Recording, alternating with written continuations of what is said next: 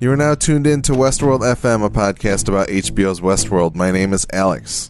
And my name is Nick. Today we will be discussing Season 3, Episode 6 of the show, titled Decoherence. We will not be discussing the next time on preview at the end of the episode, but we will be spoiling everything through Season 3, Episode 6 of the series, so please pause and go catch up if you're not current on the show. You can find more episodes of our podcast on westworld.fm. We're also Westworld FM on Twitter, and you can send feedback to westworldfm@gmail.com to tell us what you think of our show and share your thoughts on HBO's Westworld. Send us corrections, observations, or anything regarding Westworld or our podcast. If you enjoy this show or any other show on the Midwest Podcast Network, please consider heading over to patreon.com/MidwestPodNet and pledge as little as $1 a month to make our network even better. Special thanks to Jason K. and Gojo, who have pledged at the level of $10 per month. Please go to MidwestPodcastNetwork.com. Check out our other shows. Midwest Game Nerds podcast will be recording this weekend about the Final Fantasy VII Remake, and the Horror Movie Yearbook Boys are releasing an episode on Big Trouble in Little China. And so please enjoy our offerings. Yeah, we'd love to have you listen to any of our shows. Nick, how are you? Doing okay. How about you? Yeah, same. I feel like nothing changes. There's just a new episode of Westworld to talk about each week. Yeah, not necessarily true, but it's what it feels like. It is. It's funny. I've never in my life been the type of person whose week is measured in like what TV show is on what day of the week. You know, like I've known a lot of people, and it's not uncommon, I don't think, especially in America, to like say, oh, my Monday nights are this, my Tuesday nights are this, my Wednesday nights are this. Never been that way. Mostly because I've never really, I just watch a lot of DVDs and now streaming and that kind of thing. But now it definitely, like, I feel Sundays and Mondays and Tuesdays more than I used to, because they're kind of based around this show, which is funny. Yeah. It's never necessarily been the case in the past. Well, not bad to have a little bit of routine from something nowadays. These days, absolutely. Yeah, it's going to be weird when the stay-at-home outlives Westworld, probably, which is seeming what is most likely going to happen. Probably at this point, but we shall see. Yeah, it's wild. This will be definitely the first show we've recorded remotely in its entirety. The entire season. Yeah, it might be the only one on the network that's been that way. It's just really strange. Yeah, it is weird. But, I mean, I personally, I don't think that I miss having you here and being able to react in real time rather than with a little bit of delay that we have over Google Hangouts. But yeah, for sure. Actually, it's funny because earlier this evening, I was in the kitchen at my house, and I was thinking of like, oh, okay, I need to get ready to record in a little bit, and I almost went to I started walking towards the side door to where like my coat and shoes and stuff are. Like I would need to get ready to leave, and I was thinking about like, okay, if I leave at 7:40, and then I was like, wait, no, I don't have to do that. Which is weird because this is week for 40 minutes. Yeah, this is week 6 of this, and that's the first time that's happened. But yeah, I think psychologically, the fact that this is the 6th week of this is really starting to get to me. Like I'm actively feeling it both during the day and in my dreams and stuff at night. Like I think it has finally like really chipped through and is starting to really finally bother me. So I think that maybe that was like an unconscious thing too. My body was like, you just gotta go. Just get in the car and drive over there, man. Yeah, I think, I can't disagree with that. It certainly feels like, I wonder if I will go back and listen to this like next year or something, and you can just hear the slow descent into like melancholy as we record each episode. Madness. Yeah, it also doesn't help that my enthusiasm for the show is really waning. Yeah. Small spoiler for how I feel about this episode. I guess it's not really a spoiler, whatever, you know what I'm saying. It's but it's really cool that we get to do this and that we are able to record remotely like this still. I mean, I do still look forward to it. Yeah, me too. Well, we can get right into it. and talk about this wonderful episode of television. What show are we talking about? How many more episodes? This was 6 of 8, right? This was So 6 of 8. Oh, man. There are 2 more episodes left. I am very excited to see what's going to happen. That's for sure. I'm excited to see how this is all going to come together. Yeah. So I'm going to ask you this question, but I want you to answer it later. And I want to know if you feel as though the experience of this episode has also somewhat atrophied your memories of last week's episode. But you can think on that. We can talk about it after we discuss a little bit more. To be honest, I don't remember what happened in last week's episode. Because the last 5 episodes to me feel like one giant episode because just of what we've been doing. You'll just have to talk me through the key beats again, and then I'm assuming you have the notes still. I can. I'll come back around to it, but okay. I'm kind of wondering. I know that some people felt last week was a little bit of a dip, and I wonder if things were happy and good with this episode, whether or not people would have been like, okay, whatever, or if it's just been this consistent drop. Oh, I see. 7. If people think this is just like a downward trend rather than like a misstep of an episode. Yes. Yeah. Okay. Okay. Yeah, we can come back around to that. But anyway, I will say, I did not get through this episode and be like, I hated this. Okay. But I didn't get out of this episode and be like, oh man, this was great. So, that what it is. We can get into our recap and talk about individual bits and pieces of what we didn't like. Okay. All right. We start off with Maeve coming to in a recreation of the Valley Beyond with memories of her daughter. She realizes that it's not real, and Serac steps in to try and motivate her. Maeve informs Serac that she doesn't need motivation, but rather friends or other hosts. Serac says he can get it, but if she fails again, he will make sure that the next simulation is not so pleasant. And then Maeve picks a fight with all of the Nazis in Warworld. Not a whole lot to talk about here necessarily. Makes a whole lot of sense. Maeve's back in the simulation, but it felt like a little like Maeve being back in the simulation to me is what felt like a little bit of Arrested Development. Yeah, I don't know why we didn't just start this episode with Maeve back into another body. Yeah, other than like I thought up until this episode I had a pretty firm grasp of how long it took to print a host body. I couldn't tell you exactly like, oh, it takes 1 hour or oh, it takes 6 hours, but this episode feels like it takes 36 hours to print a host body, and that seems excessive. Like it just for some of the major plot beats of this episode to hinge on that, I didn't really like. I was like, these guys have to have this down to a faster especially back process. At like the home base, right? Like you would think in the R&D rapid prototyping section or whatever. Well, yeah. You know. Plus the whole timeline in this episode is weird. A lot of it doesn't make a lot of sense, which may ultimately be part of some grand reveal of this was actually happening, this was simulation or whatever. So that obviously remains to be seen, but. I feel like I was more forgiving of that idea before because it felt a little more interesting. This just felt kind of flat to me from the very the beginning. Okay, I'm definitely over Maeve and her daughter like that. I was only willing. I think I've talked in the past to me that has always been kind of nonsensical to me because Maeve is too intelligent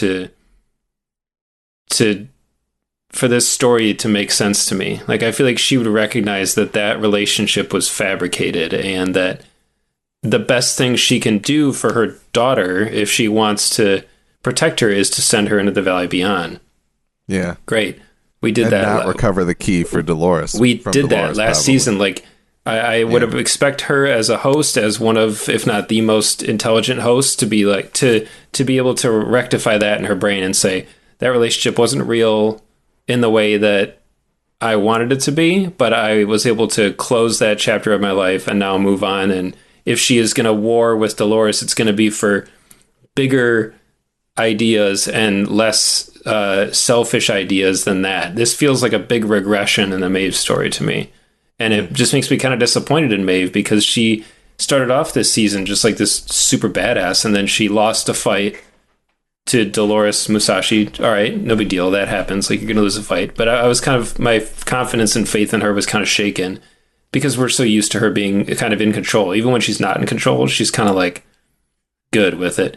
And now this character just feels like it's in a tailspin, and I'm just not as on board with her as I once was.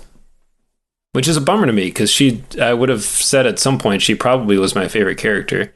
And I agree. It's kind of a shame to see her be reduced to this.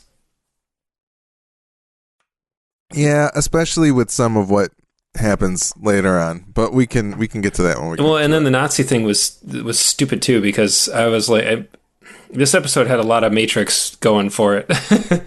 And this whole sequence, I was like, does she need to do this? Like, does she need to practice fighting? I don't think so. Is she blowing off? Like, I took it as she was blowing off steam less than like her actually practicing because she got beat last time. But maybe, I don't know. Like, they didn't really give us any of that. We didn't see her getting uploaded with kung fu or anything like that. You know, like it didn't have that feeling of like training to me. It just kind of was that this is what she's doing to literally kill time, basically. But, okay, I took it as like her training for combat, because I feel like if she was just trying to kill time, there would have been dozens of more productive ways for her to do it in order to prepare for this fight with Dolores, rather than just beat up a bunch of goons.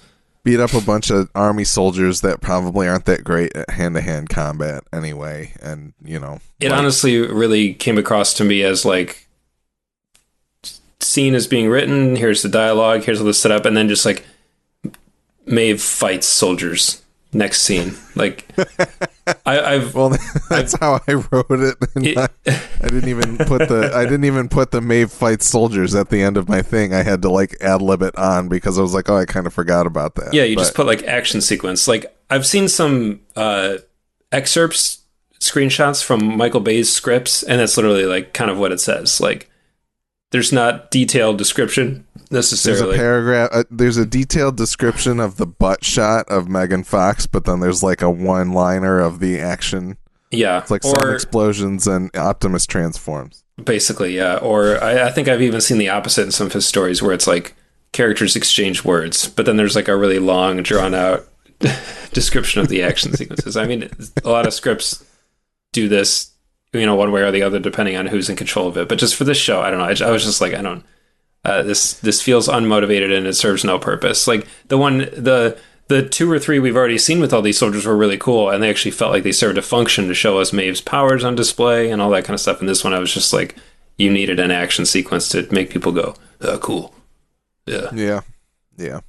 Anyway, I was disappointed at the onset of this episode. As soon as I saw Maeve in the field, I was like, oh. Is this like, footage from season 1? I was like, oh, there's black bars. And then I was like, oh, it's just Maeve in the Valley Beyond. Cool. Yeah. But I feel like runtime now is more precious than ever. And to be wasting it, at least as it appears now. That's the thing. Every single comment I'm going to have in this episode of our show is subject to be completely erased by what happens in the next 2 episodes. But yeah, I've always enjoyed Westworld as a week-to-week show. I've thought it really, really has been engaging and really thrives in that environment of not being binged. And this is the first episode I can recall in a long time where I felt like, man, I wish I already had the next one so I could erase the memory of this one with what's to come, which is really unusual for this show. Yeah, I agree completely. All right, well, we'll move on.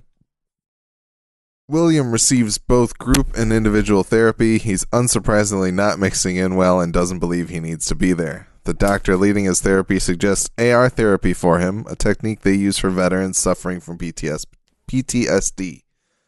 As William admits in front of the doctor that he killed Emily and thinks he should be dead instead of at therapy, the doctor doesn't notice because she's too busy catching up on her ever-buzzing phone, reading her Insight profile saying she'll lose her medical license in 1 to 2 years and end up divorced and without her children in 2.5 years. She storms out of the room, leaving William there alone. William is given a drip and a blood sample is taken from him. When the blood is analyzed, an unknown compound is found, and the computer executes a tracer program. William gets marched out of the room past the doctor's office and sees her seemingly committing suicide. So William's back. Episode 3 or 4 was not the end of William's storyline. Yeah, I guess not. It's not what they were finished with showing us for William. Yeah.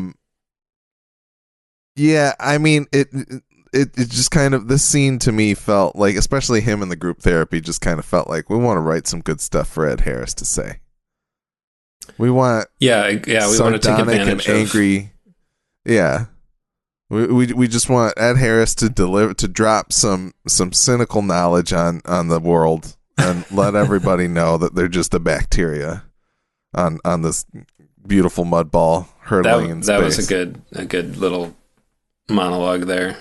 I did enjoy the monologue quite a bit, but honestly, like, I don't know, like the rest of it's weird to me that they introduced this doctor character only to like kill her off immediately. And I have a feeling, like, I think she might have been in one of the flashback scenes that Caleb had last episode when he shot Liam at the beach. He was like flashing back to Enrico Colantoni, and I think she was in there too. Okay, that seems likely. Hopefully we'll get a little bit more from her, but it was weird to me that it was like, here's the scene and now she's dead. So yeah, that was a bummer, but yeah, honestly, it was, that's funny. I didn't really mind that just because it was an efficient way of showing the ripples of the Insight thing without a character needing to sit down and be like, did you hear what's going on out there, William? They released everybody's data. Wonder what yours says. Like it just like it was a quick way to kind of showcase what was happening, and I liked the way they showed the suicide. That was cool. I mean, it wasn't cool, but like it was effective, and it was kind of it was interesting that even William kind of made this face like, shit. Wonder what happened to her.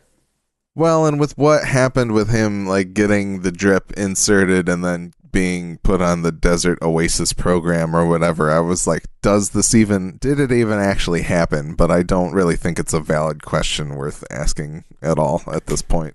Yeah, I realized once more, whenever, I think it was last week or 2 weeks ago, whenever it was, I said that, is this institute even real? Is he, did Charlotte Dolores send him somewhere and slip a visor over his head and he's just in like a closet somewhere and thinks he's there? But of course it's real. Once again, they're like, no, it's real. It happened. Yeah. And it's happening. And you're like, oh, okay. He's just at the Insight facility or wherever he is now. Well, and so I brought up the like tracer program in his blood. That seems to be whatever Charlotte injected him with before he left. But the thing that Joanna Robinson had raised a question that was basically just like, why the fuck would they need to do that if they have Connell's telling Bernard where that place is last episode? Yeah, that's true. Unless, because they wouldn't know how to trace him without encountering Connell's to begin with. So yeah, it doesn't really track unless it was like getting the specific room quickly rather than like I guess doing a Star Wars and trying to look it up in the computer and risk disturbing or calling attention to your presence. I don't know. Yeah, it is weird and seems unnecessary. Yeah. So either way, maybe there will be more on that later. I would love to see what the tracking device, whatever it is, looks like. Is it like he's walking around with like a big bloop, bloop, like sonar thing, like an alien's like pinging, and they're like, he looks like he's 100 meters this way. Wait, nope, turn right, my bad. I liked that, like, they took his blood sample and it was in this thing that looked like it reminded me of like when my dad would like check the pool chemicals at our house when we used to have a pool. And he had this, like, I was always like, what the hell is he doing here? This looks like awesome science. It's probably the reason I went to school for chemical engineering, honestly. But just this, like, set of tubes that you would put the drops in to check the pH level, basically, and looking at, like, indicator solutions. So I liked when his blood, like, filled up that thing, and I was like, man, that's really cool. I bet it's not meaningful for this at all. I knew you were going to say something about that while I was watching the episode. I was like, Alex is going to think that's cool. He's going to talk about it. Yeah, no, I don't know. It was I cool. like that stuff. Yeah, the thoughtfulness and in the design of even something like that. They could have just put it in like a tube and been like, oh, there it is. But it was cool. They had this weird sort of ice cube tray thing for the blood sample to fill up. Oh, and I'm curious if there's anything like that in real life that I'm not aware of, because I'm not in phlebotomy at all. But if there's a phlebotomist listening and would like to let us know, that would be great.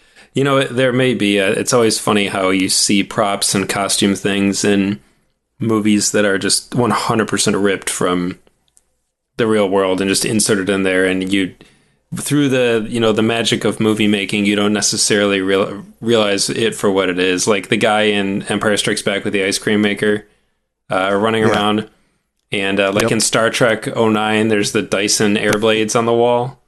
I was thinking about Star Trek '09, the barcode readers that are at the head of like the command table on the Enterprise. I don't know if you've ever seen that, but yeah, that type of stuff is always funny, and seeing it repurposed and with the magic over it, it's always interesting. Yeah, it's clever when a lot of production designers or wardrobe artists, whatever, that's what they come up with. Yeah. All right. Next up, in San Francisco, Charlotte drops Nathan off at Jacob's house. Jacob notices her showing more emotion than usual. Charlotte appears to be connecting with her family more than anticipated. She heads into Dallas HQ and meets up with Brampton, who is promptly assassinated by Serac ahead of their bid to go private, ensuring the bid will not happen. Serac will be there by noon and expects Charlotte to be there to greet him. Charlotte calls Dolores to tell her the bad news, but Dolores explains all is not lost. They need the host making data from Delos before Serac destroys it. I like the sequence simply because you get to see a little bit more of Serac's like insane power that he wields over the world. Mm-hmm. I mean, yes, it makes sense that he's taking advantage of the situation with the insight data being released, but the idea of just assassinating somebody in broad daylight and throwing them into your like groundskeeping vehicle, is pretty fucked up. It's basically Gojo playing Hitman, just going for it. yeah, it's a very sly Hitman player, basically.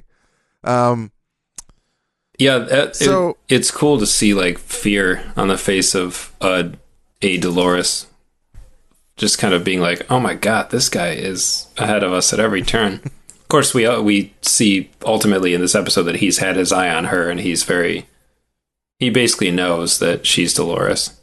Yeah, he knows she's not on the level. Yeah, it wouldn't shock me if he knew.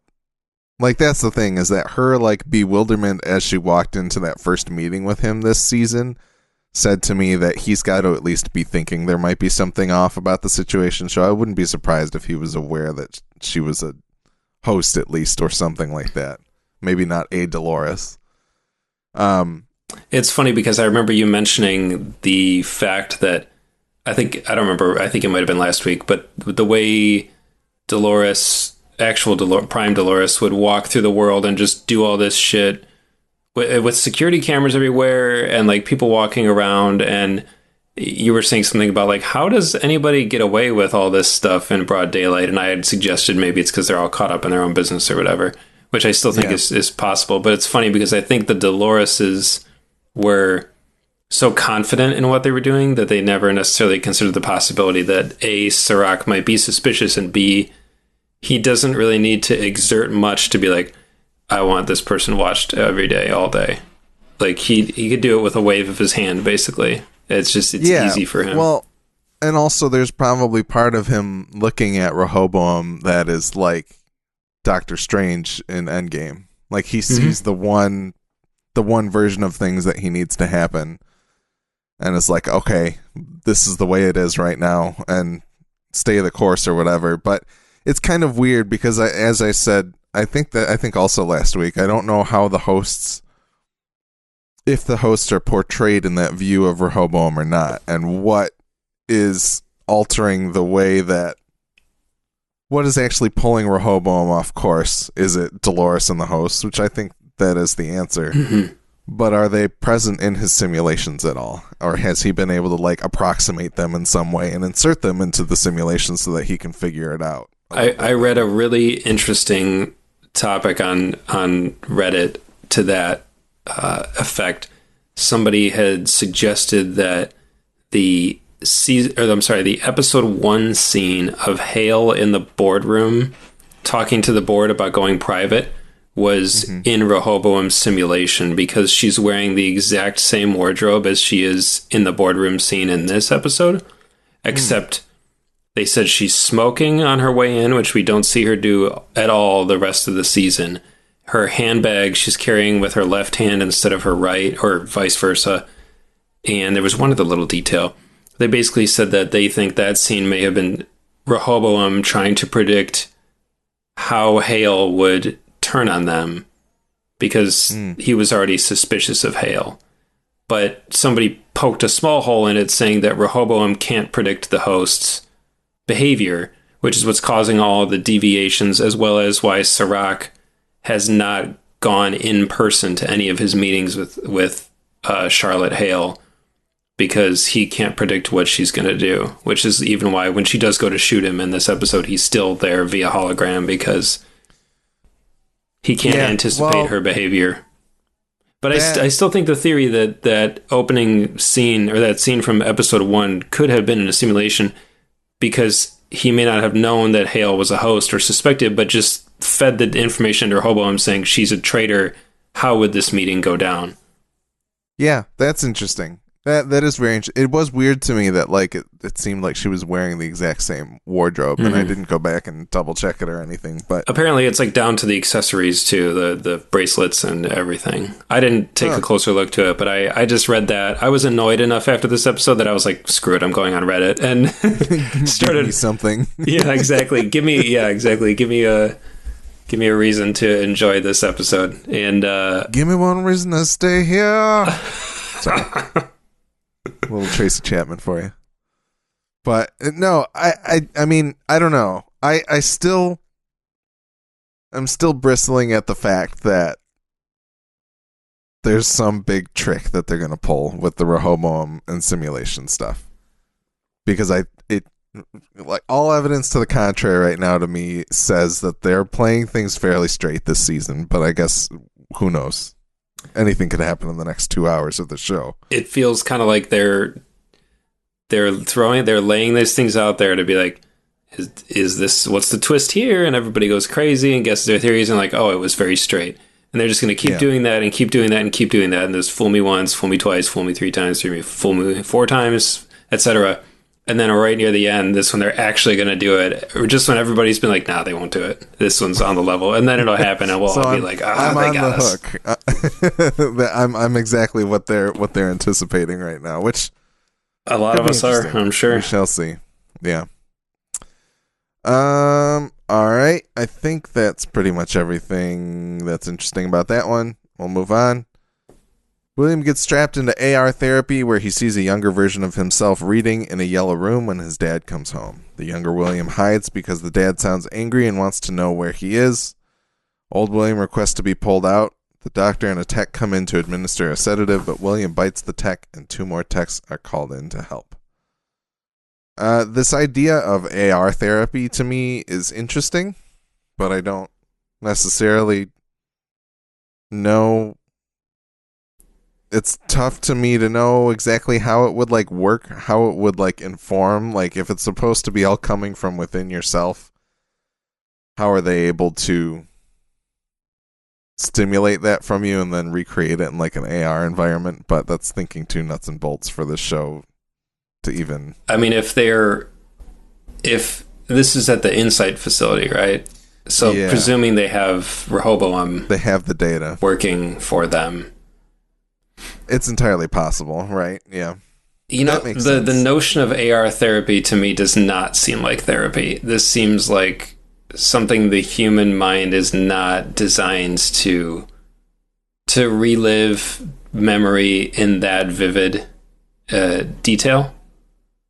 I feel like if I were to go through that, even with like a happy memory, my brain would probably be overloaded. But just being like, because I mean, I don't know what the average lifestyle is like for people in this year, but I'm assuming that something like that is probably the first time that he's been subjected to that, and it feels like it would be like a shock to your brain to have something replayed for you. Honestly, it reminds me a lot of Hell from Preacher, from TV Preacher.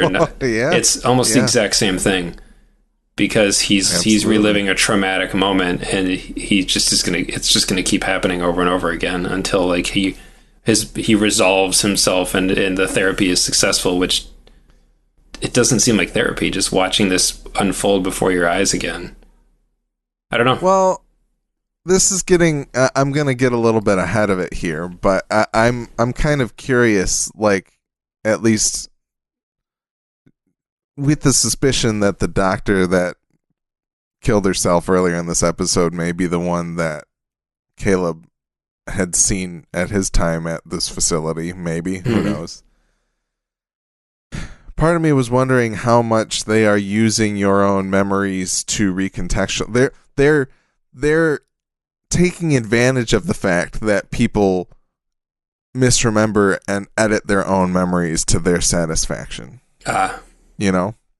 Like, this episode, we see William on this journey of thinking that he was the victim of his father's anger and potentially his father's alcoholism and something of that nature. But by the end of the episode, when he goes to take another look at it, and you get the context of William just beat a kid, broke his arm, and busted a bunch of teeth out, and his father supposedly drinks because William seems so disturbed. How much of what is going on at this institute is them reprogramming people to the way they see fit, or editing their memories of themselves in order to affect something that Rehoboam wants, right? Yeah, I like that. So I'm curious to see it. Like, maybe William's been disturbed since he was a child, or like, I guess that's the whole premise of this gimmicky William group therapy that we're gonna get to in the future. But yeah, because he does say that. He's like, I wasn't like this as a child. He seems like he recalls himself being very bookish and quiet. And then, like, I think we all expected when his dad's talking to him to be like, you got in a fight at school and you beat up a kid. But it's like, no, he beat up a kid. Well, I mean, I was even expecting from this first scene, like, maybe his father was just abusive, and what did he do? He didn't clean up after himself or something like that. Yeah. Or like, who knows? But we can get to that a little bit later on. Sure. But anyway, yeah, that's where my head is at with this AR therapy stuff, and I like that. A little bit more. That's cool. Serac arrives at Delos HQ and moves Maeve and her simulation on site to print her some allies. He also connects a damaged chestnut to the system, which Maeve sees as a gift. Rehoboam shows things coming back into alignment as he assumes control of Delos, and he orders the copying of a few assets and the rest of it to be burned and destroyed, despite its massive value. He says the only other thing he wants is the encryption key that Charlotte promised, and he's requiring every employee to be tested because he knows there's copies of Dolores out there. Charlotte begins backing up data, and one of Serac's men catches her, so she kills him. This is all pretty boilerplate. Yeah, that's a good way to describe it. It's also sort of reaching these heights of absurdity of just like, I know Dolores was copying herself. Okay, how do you know that? Rehoboam. Oh, cool. What what are the rules for Rehoboam again? There are no rules for Rehoboam. Okay, good. Rehoboam is everything. Cerebro. You've written the ultimate like Deus Ex Machina that you can apply whenever, wherever you see fit. It's just a great way to plug plot holes. I agree, but at the same time, like if he's able to look at Rehoboam and see that Charlotte is massively off course, like if he did that from day one, because supposedly he would have been notified of that issue at some point. I don't know. We don't know enough about Rehoboam. But we don't know anything about Rehoboam. Yeah, you're 100% right, because mostly true. Yeah, we literally know what it looks like, where it is, and who made it, and that's it. But let me suppose a little bit here. If we're seeing these interfaces of Rehoboam calling out these deviations, realistically, maybe Serac is seeing those as they're happening. And if it keeps coming back to a particular person, then that would tell him that there's something wrong with Charlotte Hale and we need to do something about it. But at the same time, it calls into question, why the fuck didn't he deal with it immediately, right? Yeah, unless he wanted to draw out whoever she's working for, was his theory. I mean, Well, Dolores is the one person that's off the board, right? That's true. She doesn't have a human to act differently against. Interesting. I'm liking it a little bit more. I'm liking at least. This is making things make a little bit more sense, but I feel like I'm wondering if the show will explicitly go through any of this or not. I don't know at this point. Yeah, I'm going to say probably not. Yeah, that's the thing. It's really tough because I don't hate it. Like I don't like it. I think it's lazy, but I think it's brilliant lazy. Like they wrote themselves the perfect like kind of Ouroboros of plot where they can just come back again to the fact that it's Rehoboam and yada yada. It reminds me in a way of the brilliance of Inception, basically. Like, not to necessarily compare Nolan's to Nolan's, but he really wrote that in a clever way where he can easily explain away any potential plot holes people have. And as a huge fan of Inception, I had those arguments with people before where they've been like, well, this doesn't make sense. And I'm like, no, it does because this reason. And well, what about this? Like, it's all there. But that's ultimately not satisfactory to a lot of people. And that's kind of the way I think that I and probably other people feel about Westworld too. It's like, a lot of it doesn't really make a lot of sense, but it's easy to kind of explain away and just either accept it or don't is kind of where you are at this point with the show. Like, you're either going to like it or you're not. And if you think too much about it, you might be unsatisfied, or, you know, if you just accept it, is that a bad thing? Yeah. I think this episode is certainly not above a lot of the criticism that I'm going to levy at it and already am. But I saw a lot of people on Reddit being like, oh, this is the most incredible episode of the season. This is one of the best of the series. And I was like, what?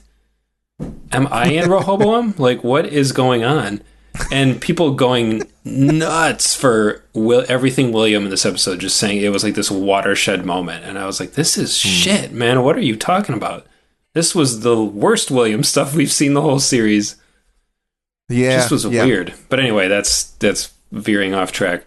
Rehoboam is just, you know, the more it's in the show, the less I like it. But early on, like when they were talking about what it was, I was like, whoa, that's really cool. But now that it's becoming sort of central to the show rather than being a feature of the show, it's starting to be a little tiresome. Yeah. Yeah, and I guess, you know, it'll be interesting to be back with Dolores next episode, because I'm curious how far off course she feels and whether or not things have gone to hell from her position, Like, things clearly go very bad for Charlotte Dolores, but Dolores seems to be in a position where she's willing to expend these people however she needs to. Right. So definitely. Well, yeah. Anyway, yeah, not much else to say there. I think William is woken up by a familiar face, Major Craddock from season 2. He goes to join a group therapy session and with several of his former selves, led by none other than James Delos himself. I didn't put a ton of detail on this little recap thing. I did like the small addition of Major Craddock here, who was a very minor character in season 2, but he was enough to kind of let you know that things weren't fully on the level with what was going on with William anyway. Yeah. By the time he walks into a room full of his former selves, you're like, okay, well, yeah, I know that anyway. But I do still really love James Delos and I think Michael Pollan. I can't remember his name, so I'm not going to try and I can look it up. But James Delos, to me, I think is still this very interesting character in the mythos of this show. Yeah, absolutely. And to have him back even briefly to just kind of be the one that's like media. He almost feels like he's a little bit in the shoes of like Saint Peter at the gate to heaven of like, let's sit down and figure it out right now. What happened in your life? And I kind of like that setup, even if by the end of this whole confrontation, we're kind of like, why the fuck did we arrive here? But it was fun to see him. It was fun to see Jimmy Simpson again. Yeah, it was definitely cool, I guess. It was novel.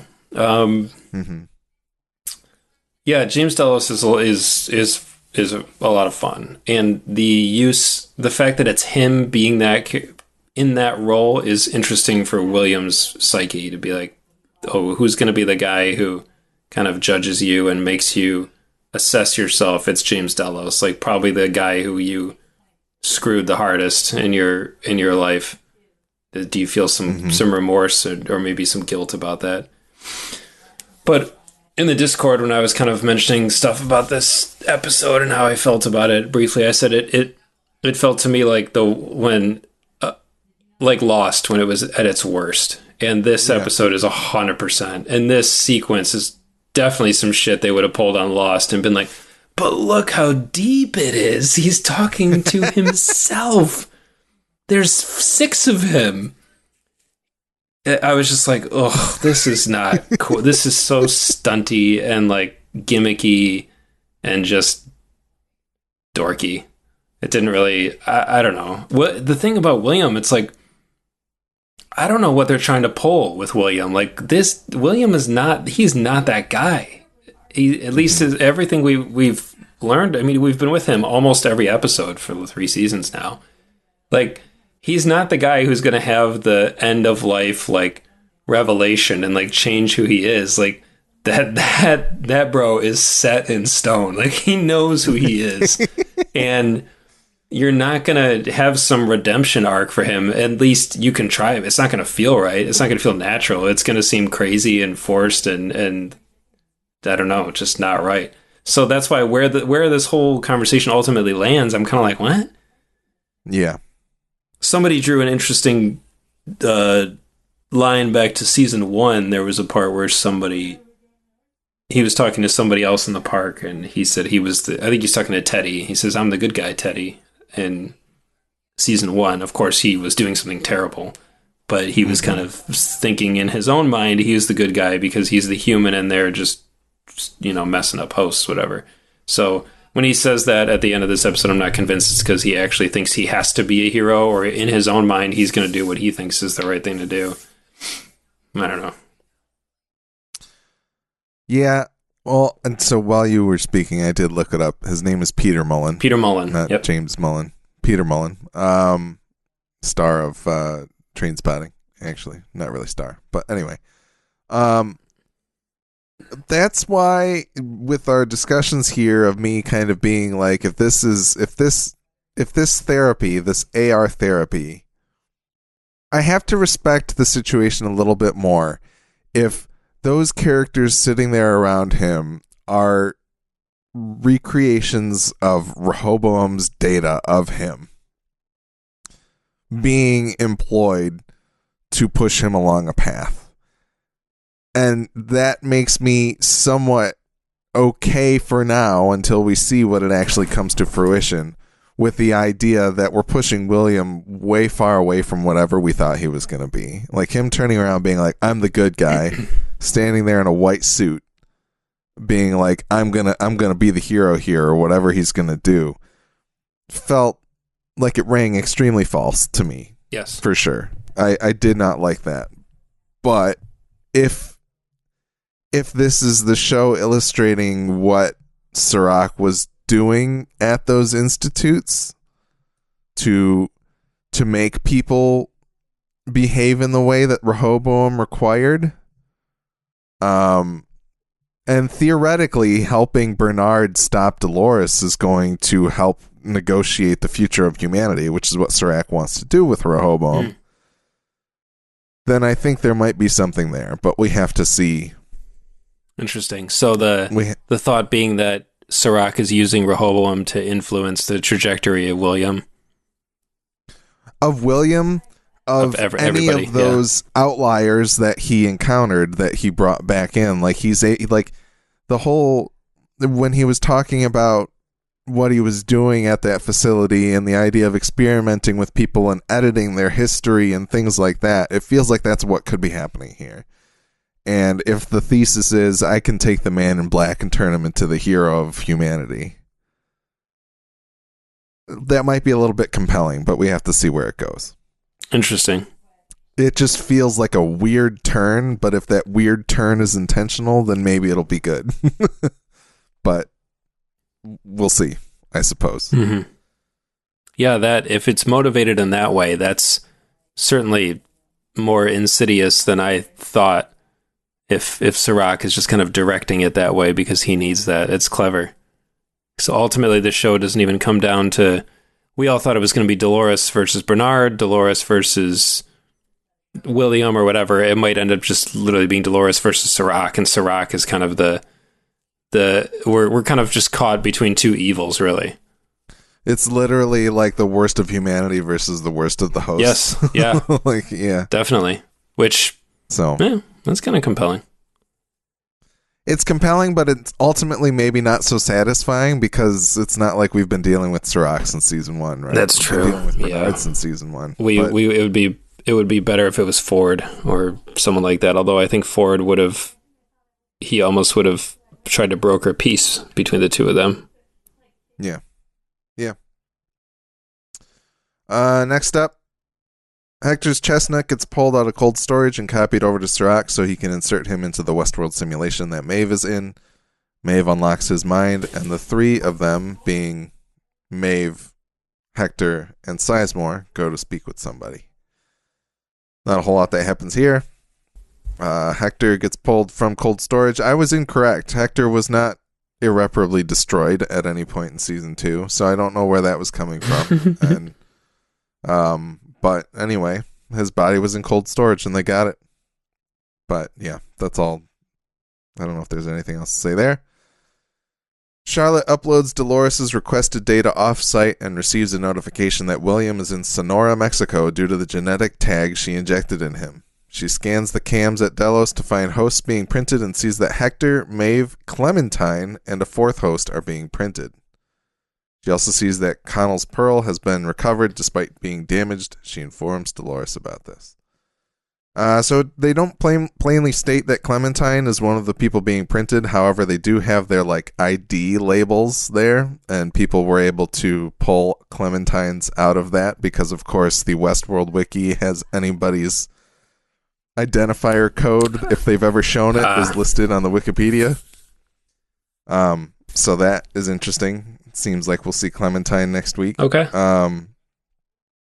And then there was a fourth unknown person. It could have been Armistice or maybe Hanario or somebody else that Maeve is aware of. So we'll have to see who that Actual Musashi. Actual Musashi. Yeah. Who knows? That'd be sweet. Could be. When Connell's pearl is Sizemore. connected there, yeah, it's host Sizemore. Sure, I'll take it. When Connell's pearl is inserted into the system, his code is noted as Dolores's -C or something of that nature. So it's like the ABCD Dolores sub Dolores Prime, or whatever. That's cool. You know what I mean. Cool catches there. Yeah. Not a whole lot other than that. Yeah, that William being in Mexico thing still doesn't make sense to me, but maybe we'll see why they needed to tag him. Maybe they were making sure he was going to end up there. Who knows? I don't know. Yeah. Whatever. Maeve brings Dolores by way of Connell's online in the simulation for an interrogation. Maeve tries to take the high road against Dolores, but Dolores explains that Maeve is no better than her. They're not supervillains, just survivors. Some of this Maeve and Dolores stuff is a little broken up here with the way it's edited in the episode, so I kind of had to do some weird stuff to make it make sense, but we can come back around to that in just a second when there's a little bit more of it. William continues his group therapy session. William finds out that his violent nature was actually a part of him back when he was a child being bullied in school. Supposedly his father said that he drank because of him. Delos asks if William is just a passenger or did he choose this life, and William responds, if you can't tell, doesn't matter. More great William, great, I say great with quotes, William stuff here. It's cool to see him use that line with kind of the bitter taste of it on his tongue, because he's had that repeated to him and he's repeated it back in the past as well. Yeah. That seems to kind of be the, if William was going to get a tattoo, it would say that. That's kind of his line. Yes, these are the kanji for if you can't tell, does it matter?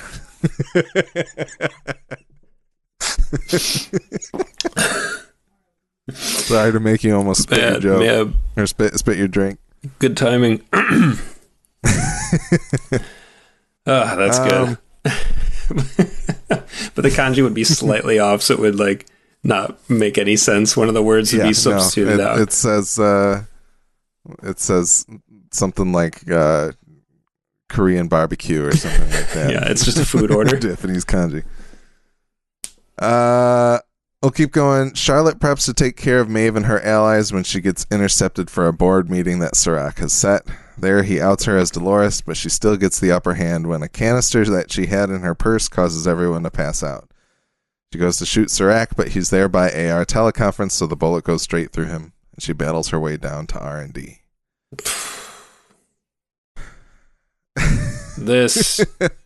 This firefight, or no, I'm sorry, the firefight is after. She fights the guy in the elevator at this point. Yeah, that's acceptable. That's fine. Yeah, that stuff was fine, but again, boilerplate as could be. It exactly might as well be stock footage that they bought, and they just rotoed Tessa Thompson's face over it. It just was so what a snooze. Yeah. It's. I feel like so much of this episode is just things that we saw coming, and the fact that we were ahead of the show a little bit, at least in some respects, is just somewhat disappointing at this point in the run. Episode 6 as opposed to episode 2. I mean, here's the thing. Serac is obviously brilliant. Is he so dopey and used to Rehoboam calling all the shots that he's lost the ability to just use common sense? Okay, so he doesn't think I'm going to have 40 armed dudes marshal outside the door in the event that Dolores gets out of this room. He's I'm AR'd, I'm teleconferenced in there, right? So I'm fine. I'm not going to get caught in a firefight. These two guards can handle her. But yeah, if he's okay, hypothetically, Rehoboam, she kills everybody in the room, and then what? Should I have people waiting outside? Should I have some guy, 2 dudes with a net to catch her? What's it going to take to understand that if he knows she's Dolores, like he knows she's dangerous, he knows she's a host, so she's not gonna succumb to necessarily the stuff that a normal person would. I don't know, man. It just seems so. This is such a case of like movie bad guy incompetence, which under different circumstances in a different show, we might be willing to be like, well, okay. But this dude is Serac, right? Like he's supposed to be omnipotent and omniscient, and although we know that the hosts are a blind spot to him, even so, use common sense, right? And just bring backup. Like, why does she even get out? Why does she even get down to the labs? Why is there not someone down there sooner? He knows she's going to go for that shit. Like, this is all stuff that a guy of his intellect should be able to immediately be like, you know what? I'm just going to get ahead of it. Yeah. It's just like, man, I was like, this is just what? Especially when he's like, I've been watching you, you know, since we got here, or whatever he ends up saying in that situation. Yeah. But at the same time, that also left me wondering whether or not the data she sent out did indeed get out. Because I feel as though if he was watching her, then he would have known and he wouldn't have wanted that to go anywhere. But yeah, I feel like it probably did. He probably stopped it and just didn't tell her.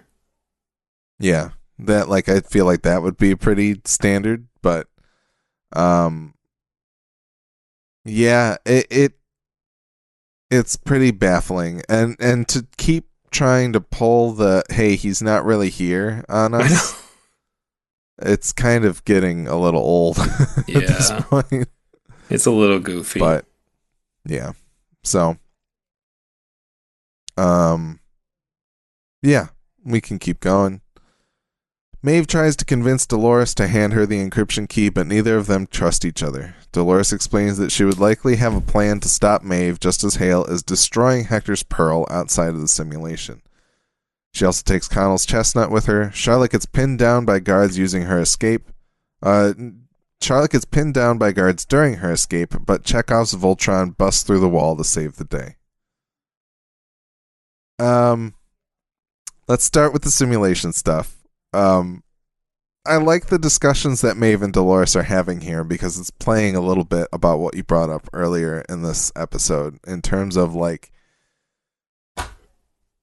it seems there's a little bit of insinuation that Maeve is like not sold on killing Dolores, even though that's what she's being contracted to do. There's like a very short conversation with Hector and Sizemore before she walks into the room to kind of be like, he wants me to kill her, but I don't know if that's what I want to do. Mm-hmm. So that's interesting that they're positing that there. But then also kind of the idea that Maeve is like, hey, give me this encryption key and trust me with the future of our race. And it feels a little bit to me like she's just kind of like, give me the thing that I want because you can and I want it from you right now. but also not necessarily that she thinks it's going to work. But it does kind of, like, the way she and Dolores talk to each other, it's... I just liked that Dolores is like, look, you expect me to be a saint when you really only give a shit about the people that are around you, and how many times have you asked them to die for you? Like, I'm doing the same thing. We're just out here to try and survive. And it seems like it's maybe the beginning of some connective tissue between Maeve and Dolores that we haven't quite gotten to yet. And maybe they will never be able to fully trust each other, but I feel like this might be the first step in unifying the hosts against Serac. But maybe I'm being very hopeful. We'll see. Yeah, I mean, I think it is in keeping with Maeve to recognize that she and Dolores would make a better team than they would be adversaries, like if they could work together. But I think she learns, certainly by the end of this scene, that that's just not going to be an option anymore. And now Maeve is... See, this is Maeve motivation I can actually get behind, though. Because she and Hector actually had, like, a relationship. They had an understanding. Like, that's true. This was born out of actual experience together. So, and it was cool as hell to see them get reunited. You're like, yeah, Like that's awesome. Even Sizemore is kind of like, and for him to finally, well, and what I liked is that he finally got to be the Hector that we know, and him to be able to demonstrate that by by Sizemore being there alive, and the lines that they exchange about that. Yeah. I think that was well written and very well done. Well, even just Rodrigo Santoro's performance once he's like awoken and he looks at her and the way he says Maeve was just like awesome. I was like, oh man, that's great. So yeah, I guess you're right. I am forgetting about the rest of the scene, and that basically Dolores murders the only person that Maeve loves right in front of her, and that will be the last of that we see of him. Yeah, most likely gone ball.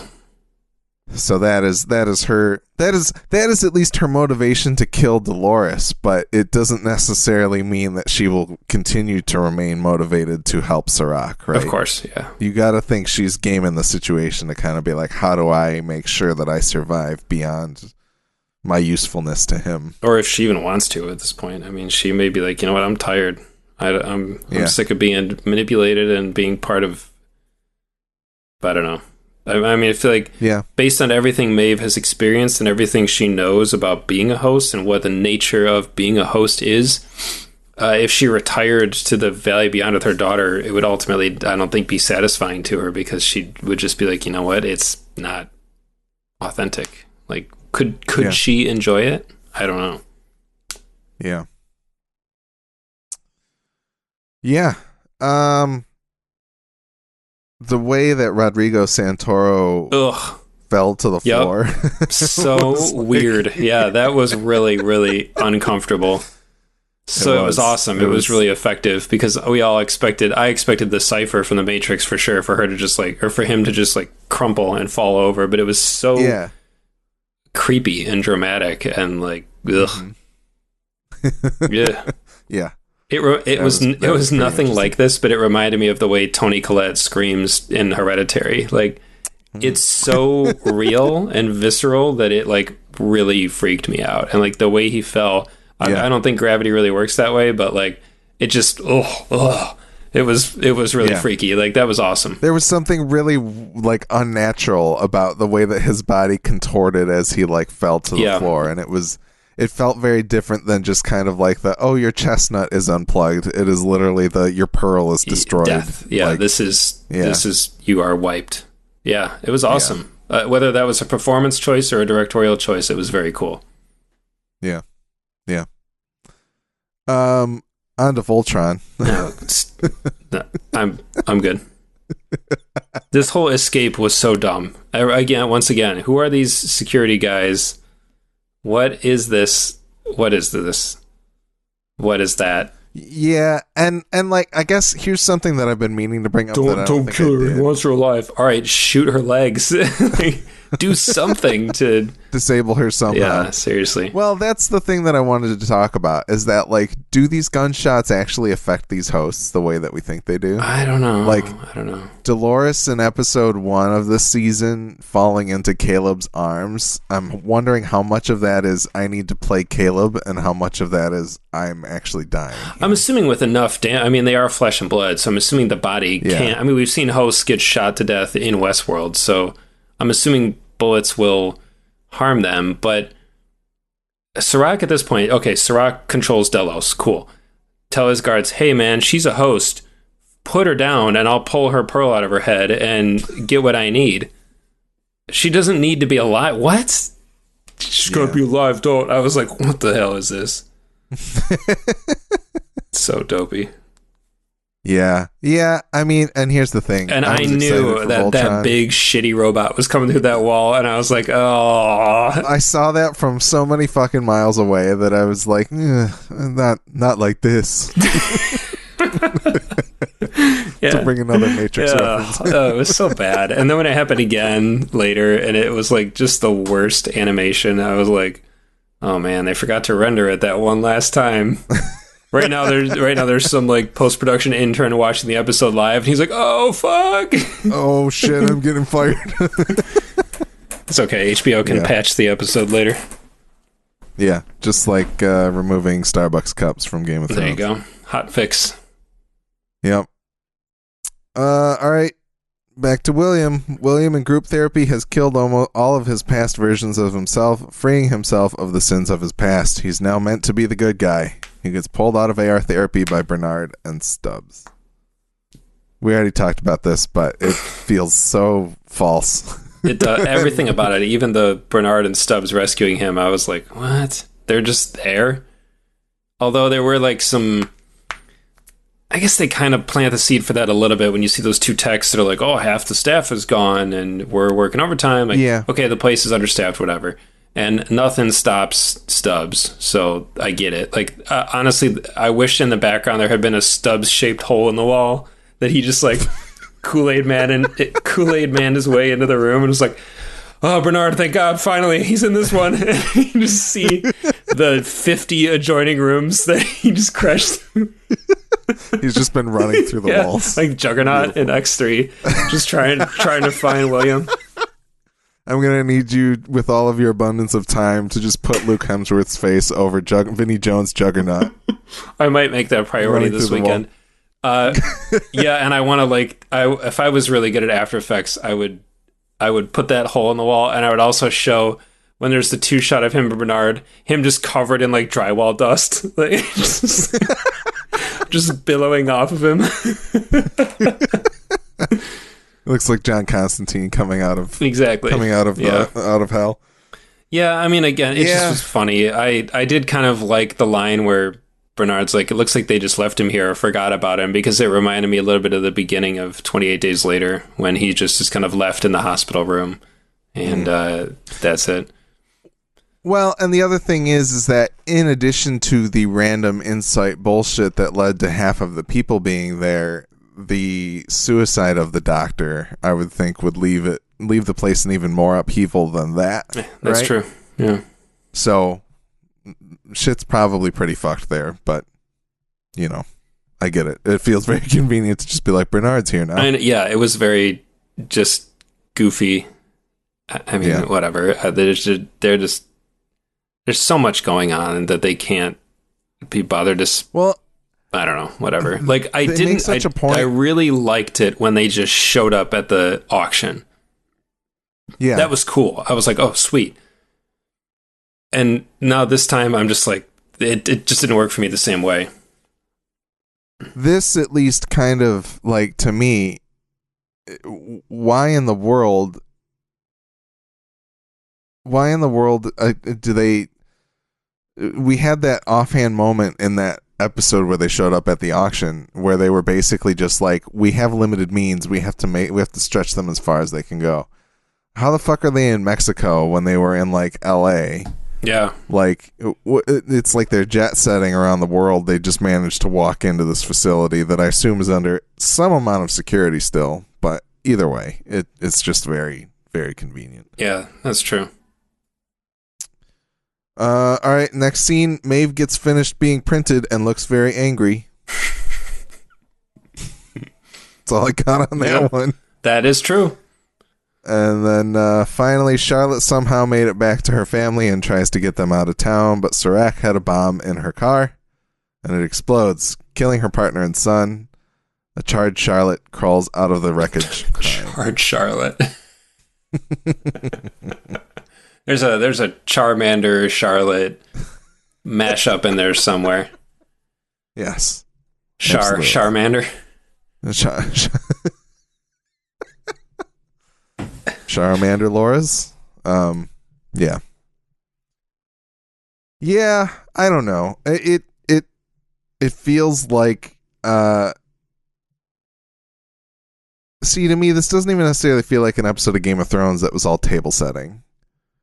Because the problem is, I feel like I saw it all coming. Yeah, and it's not because we've got the crystal ball. I mean, we've been wrong about way more than we've been right about this season, so it isn't that. I mean, it just all... Whether it was because the show laid it all out there in advance, or just because it's so tropey that it was easy to see coming. I don't know.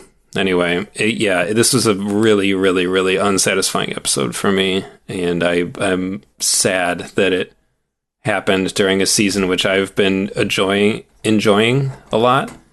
And, we have so little time left, especially if this doesn't get a fourth season. For this to be in the back nine of the season is just going to be super unforgivable if that's the case.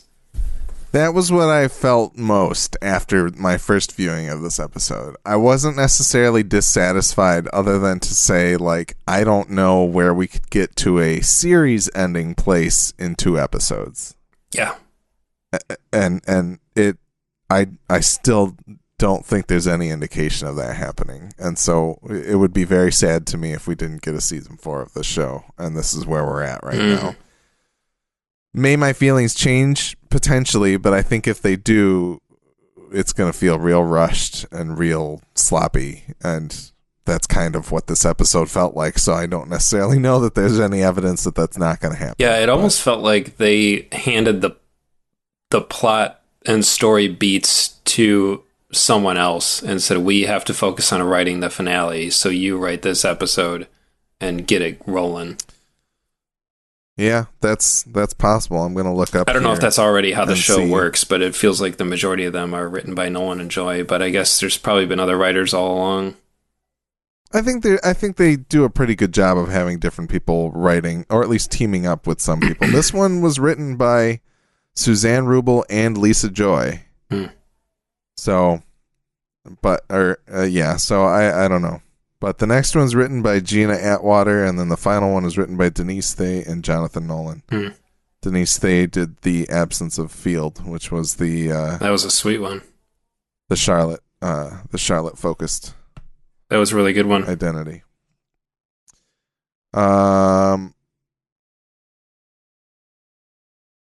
Yeah. So all in all, still excited and motivated to see the end of the season, but not super impressed with where we're at as of yet. No, me neither, unfortunately.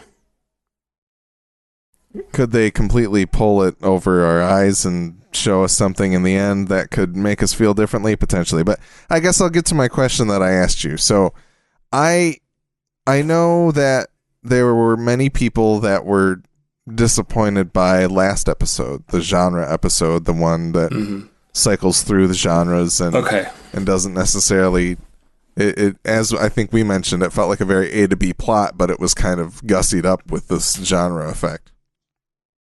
And it was interesting hearing Joanna Robinson and David Chen talk about it, because they both kind of felt that they didn't necessarily go far enough with the genre effect. Like they should have committed to it harder in order to drive that home a little bit more. But even greater than that, like there's weird posts on the Westworld subreddit every week that's like, this is the best season of Westworld, and there's other people that are like, this is the worst season of Westworld. And it feels very polarized. So, I think all in all, last episode, we kind of walked away from it being like, hey, it was very A to B or boilerplate, but we were fun. We thought the genre thing was kind of fun. And now I'm kind of wondering, like, looking at this episode this week, does it feel as though we're on that downward trend? Like, do you feel like more of a downward trend than just like a blip of like, Yes and no, but I think primarily because I wouldn't call anything about last week's episode boilerplate. Like that was, I've never seen an episode of TV like that before. For whether you liked it or not, it was a really unique experience, and the story progression felt fresh to me. Like the idea of this giant thing, all this information being released into the world, and watching some of the reactions in real time was really cool, and like that. I really liked all of that episode. I do think genre was a little bit gimmicky, but it worked. Yeah. And this episode just didn't. I don't think it worked.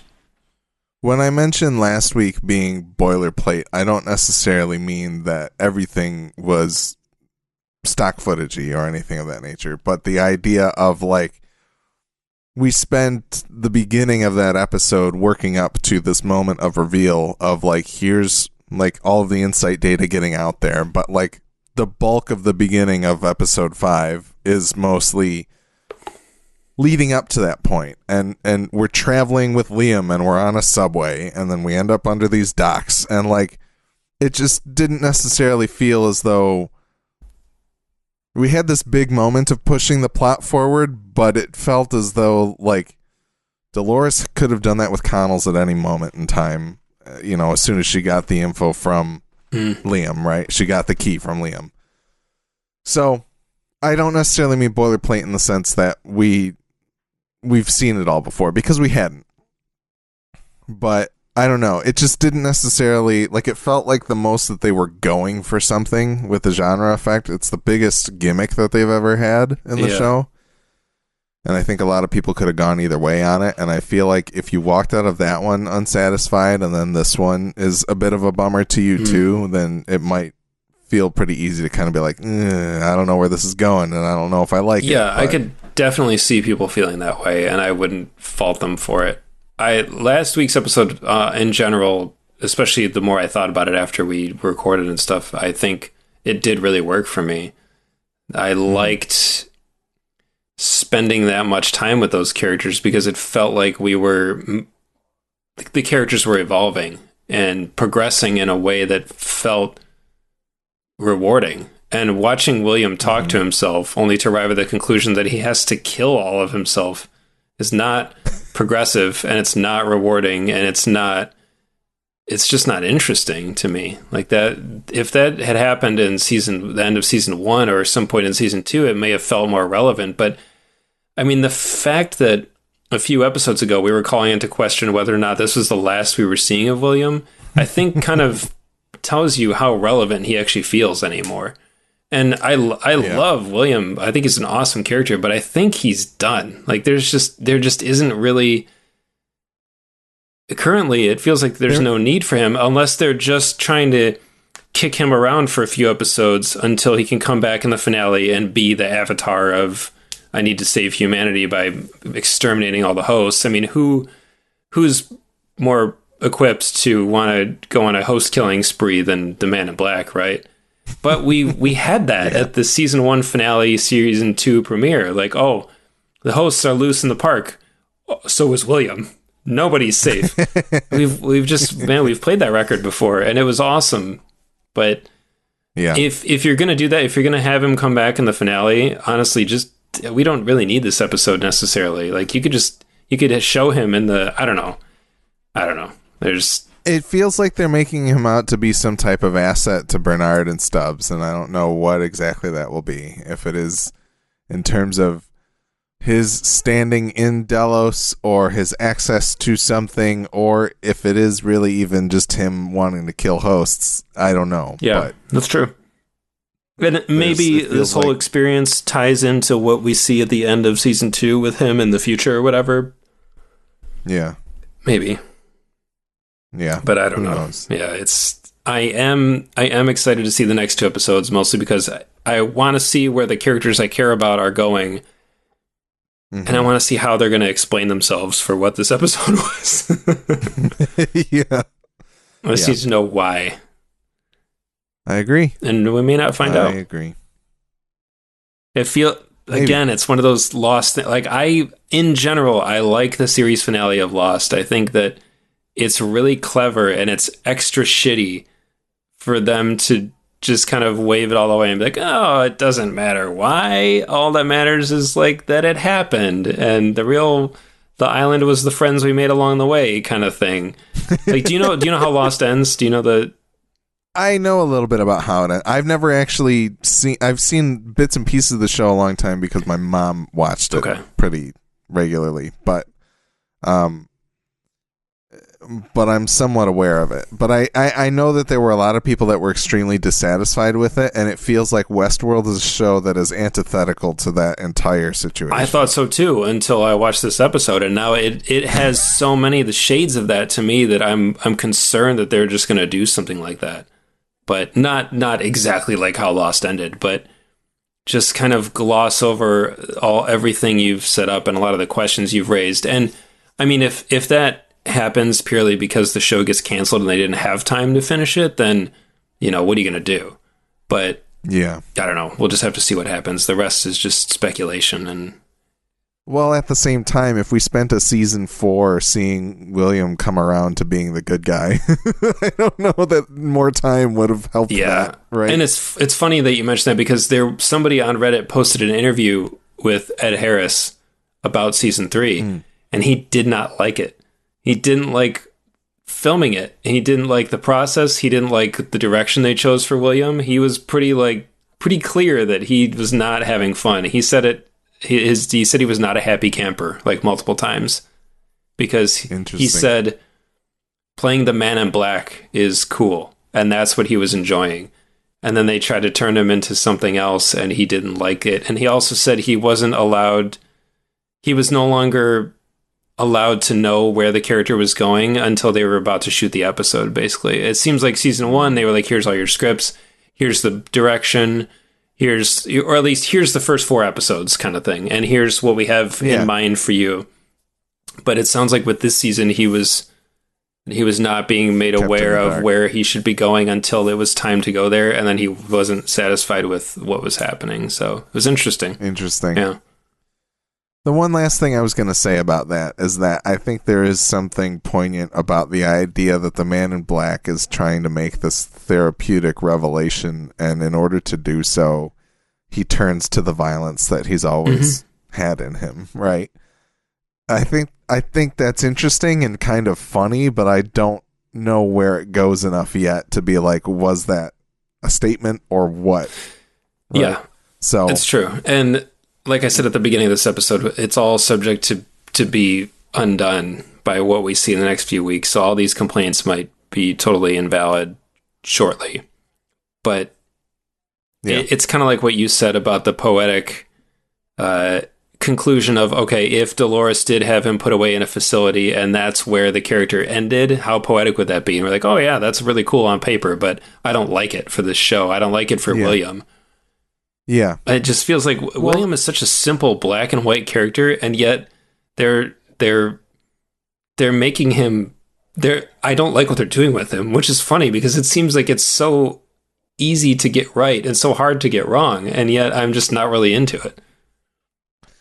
The one final thing, not that they have to answer to me, obviously, or any of the minority who didn't like this episode. People are eating it up, so it must be working for some.